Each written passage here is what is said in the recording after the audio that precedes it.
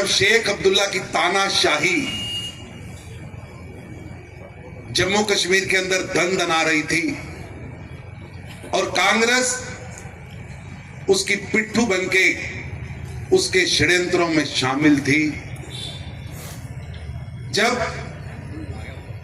जम्मू कश्मीर की धरती पर तिरंगा फहराया नहीं जा सकता था, जब भारत माता की जय, वंदे मातरम और तिरंगा कहने पर जेल होती थी, 8-8 महीने सर्दी के श्रीनगर की ठंडी जेलों में रखा जाता था, ऐसे समय में हीरानगर से एक ज्वाला उठी, एक विधान, एक प्रधान, एक निशान। ये नारा नहीं था, ये देश की तीसरी आजादी का मंत्र था। देश की पहली लड़ाई हमने अंग्रेजों के साथ 1857 के स्वतंत्रता संग्राम में लड़ी।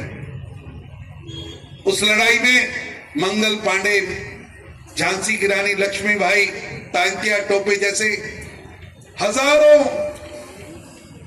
भारत के बेटों ने शहादत दी। भारत के बेटे और बेटियों ने अपने खून से उस स्वतंत्रता संग्राम की इतिहास को लिखा।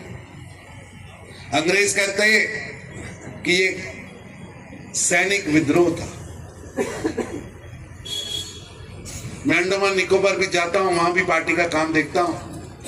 अंडमान निकोबार के वहां पर एक स्नाइपर आइलैंड था। पूरे देश के अंदर लोगों को पेड़ों पर टांगा जा रहा था, फांसियां दी जा रही थी।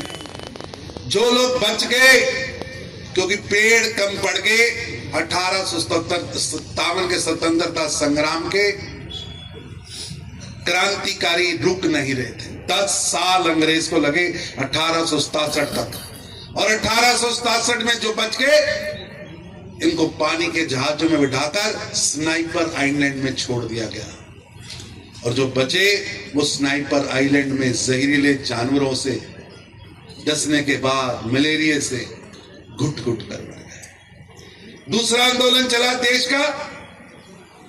स्वतंत्रता सेनानियों ने उस आंदोलन का नेतृत्व किया और देश के अंदर आजादी आई।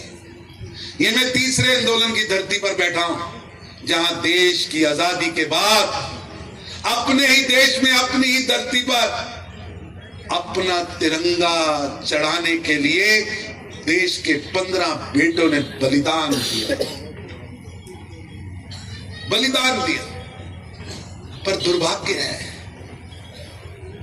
कि देश की सरकार चलाने वाले कांग्रेस के नेता और पहले प्रधानमंत्री पंडित जवाहरलाल नेहरू, जो अपने आप को जम्मू कश्मीर का बेटा मानते थे, उनकी आंखों में आंसू नहीं आया।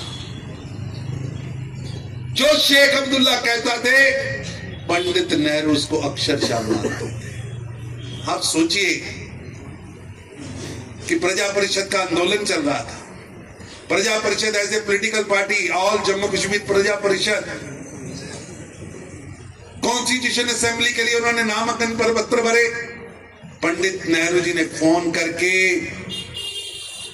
62 प्रजा परिषद के उम्मीदवारों के कागज रद्द करा दिए, ताकि शेख अब्दुल्ला के लिए रेड कारपेट बिछ सके। बिना लड़े ही शेख अब्दुल्ला को बहुमत दिया। और वही शेख अब्दुल्ला जिसके बारे में प्रेमनाथ डोगरा जी, जिसके बारे में बलदेव जी बार बार कह रहे थे, चता रहे थे सरकार को कि इसकी नीयत खराब है, इसकी नीयत खराब है, वही शेख अब्दुल्ला ने जाकर